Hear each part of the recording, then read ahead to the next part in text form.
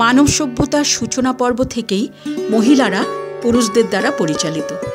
আবার আর্য সভ্যতার ইতিহাসে শক্তিরূপিণী নারী লোপামুদ্রা, মৈত্রেয়ী, অপালার কথাও আমরা জেনেছি।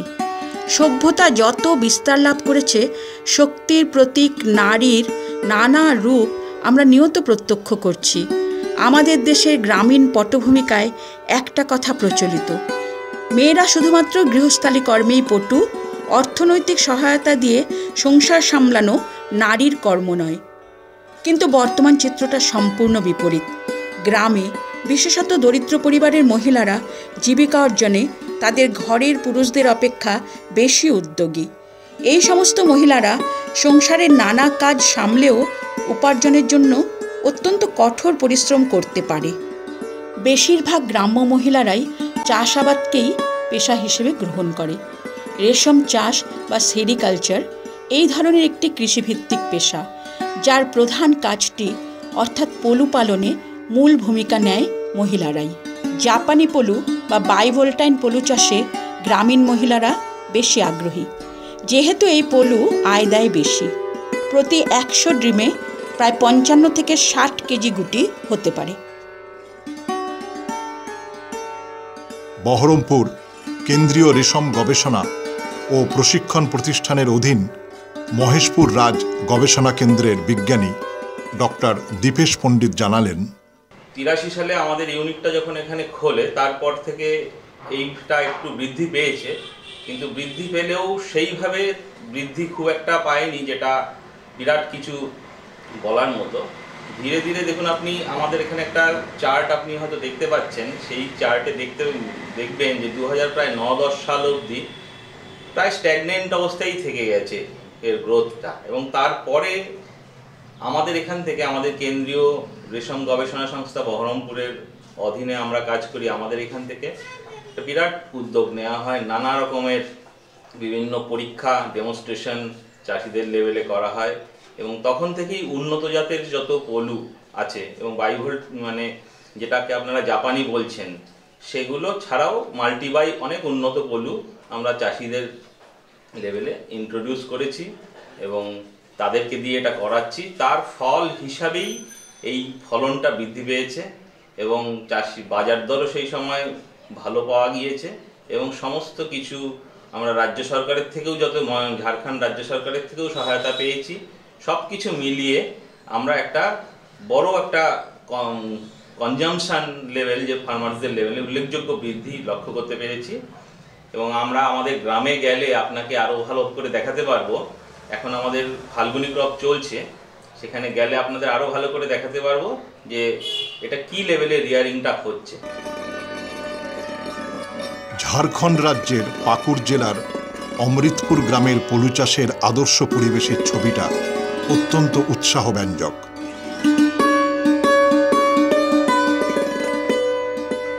এই অঞ্চলের মহিলা শ্রেষ্ঠ রেশম চাষী রেবতী মণ্ডল। আপনি কি ধরনের পলুর চাষ করেন? মাল্টিবাই এবং জাপানি যেটাকে বলছে ওইটাই আমরা করি। তা এই পলু চাষের মানে সুবিধাগুলো কি কি?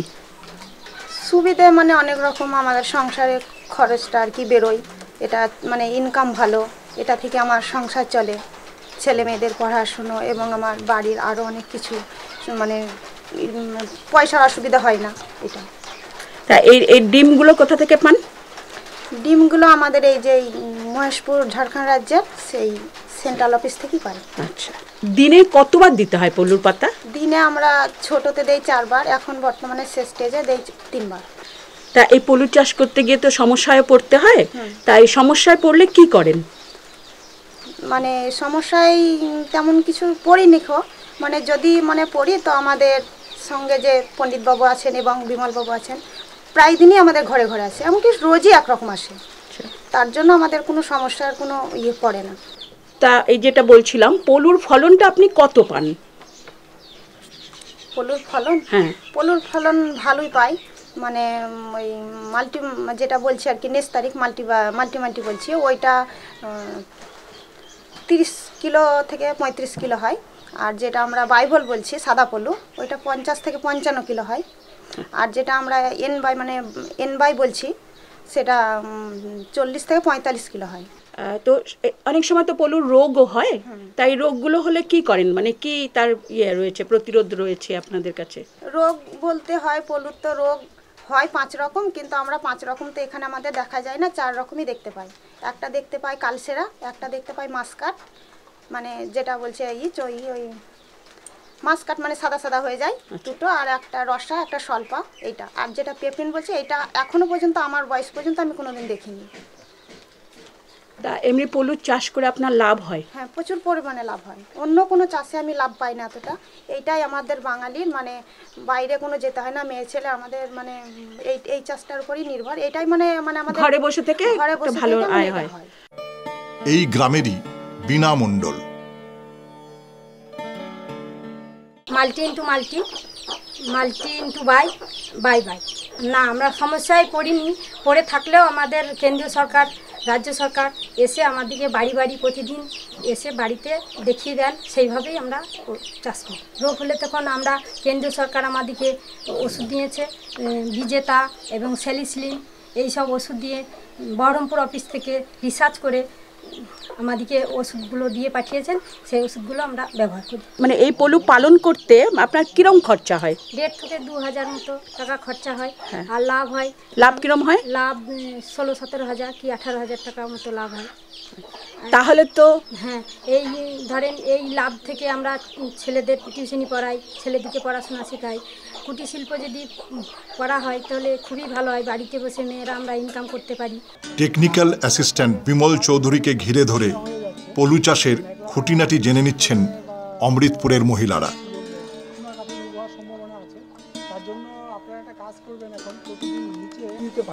হ্যাঁ, আর পলুটা যতটা পারেন হালকা করে রাখবেন, কারণ মাঝে মাঝে এখন খুব গরম হচ্ছে ঘরটা, ঠিক আছে? সেইভাবে মোটামুটি আপনাদের তো 5-6 দিন কাজটা লাগবে, তারপরে আশা করি আপনারা এইভাবে করার চেষ্টা করুন। হ্যাঁ, ঠিক আছে, আপনারা ভালোভাবে করুন, অবশ্যই দেখতে আসবো।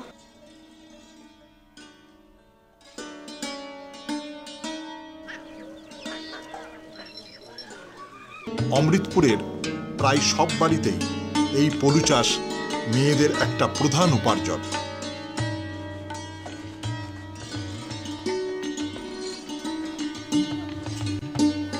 অমৃতপুরের বিনোদিনী মণ্ডল।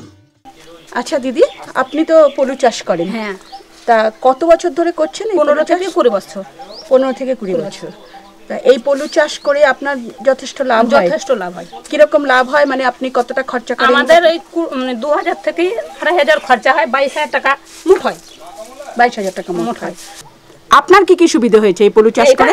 আমার এক মেয়ে এক ছেলে, এক মেয়ে পড়ছে বিয়ে, ছেলে পড়ছে MA পড়ছে, বিয়ে বাংলা অনার্স নিয়ে। এই থেকে আমাদের পড়াশোনা করা হয়।